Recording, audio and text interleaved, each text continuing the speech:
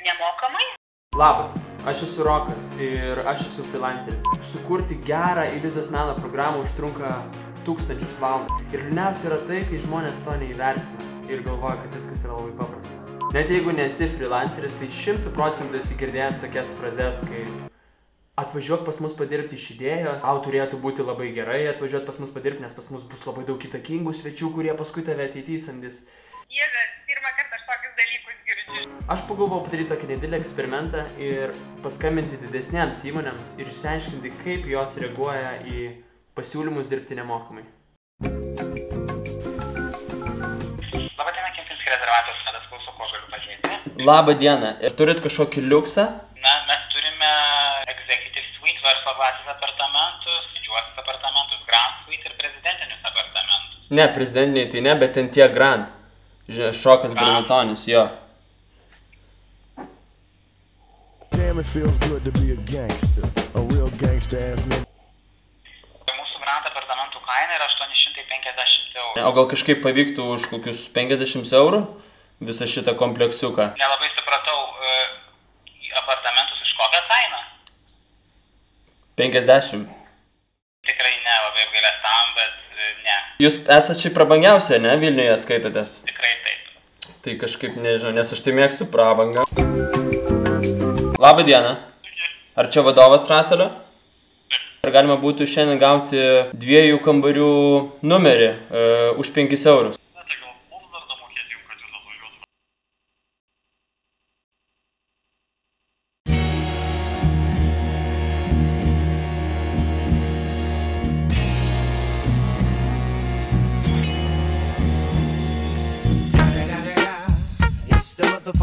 Aš iš tikrųjų juokauju, pas mus tokių kainų matot nėra. Man reikia skubiai šiandien automobilio. Ar turit kažkokios aukštesnės klasės automobilių? Mercedes C klasės O kokia kaina būtų dienai? būtų po 35 eurus parai. Aš šiaip esu ir Guinneso rekordininkas ir daug Facebook'e followerių turiu ir Instagram'e. Jeigu papostinčiau aš va tai va selfiuką, kokia būtų kaina? Nesupratau, kas jūs esat? Rokas Bernatonis. Ne, šitokį tikrai ne, mes tokią labdarą neužsiemam. Ne, tai čia ne labdara, čia aš labiau labdara užsiemu, nes jūs gal nelabai suprantat. Aš dar draugam papasakočiau, tai skaitykit, visus metus turėtume darbą, visi nuomotis, tik pas jūs auto.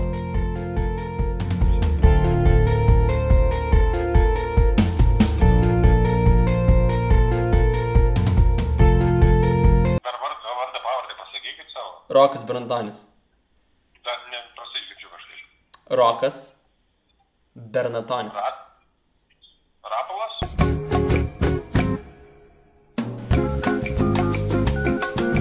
Reikia dar draudimo? Kokia yra kaina, čia yra labai svarbu, maždaug būtų. 100 eurų draudimo suma, 100 eurų tūkstančio. 100 eurų tūkstančio. 100 eurų tūkstančio. 100 eurų tūkstančio.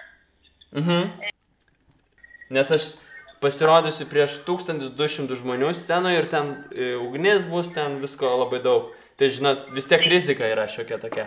Ai, tai ne, ta prasme, tai čia jau... Čia pas mane labai rizikinga, aš ten galiu žūt. O dar žiūrėkit, ar galima būtų apdrausti gal ir žiūrovus, jeigu, pavyzdžiui, jiem kažkas atsitiktų? Ar būtų įmanoma va tokį draudimą gauti, kaip manat, nemokamai? Nemokamai? Jo.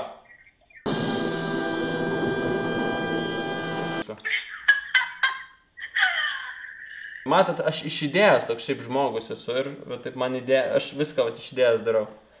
Dieve, pirmą kartą aš tokius dalykus girdžiu, žinokit. Na, kad tikrai nepasiūlysiu aš jums to. Nu, gaila. Nu, biškį nuliūdinot, bet nieko. Kažkaip ištversiu. Neliūdėkit, tai gal kitiem pasiskambykit, gal kas ir sutiks. Ne, aš kažkaip ištversiu. Gal nedraustas važiuosiu. Nieko.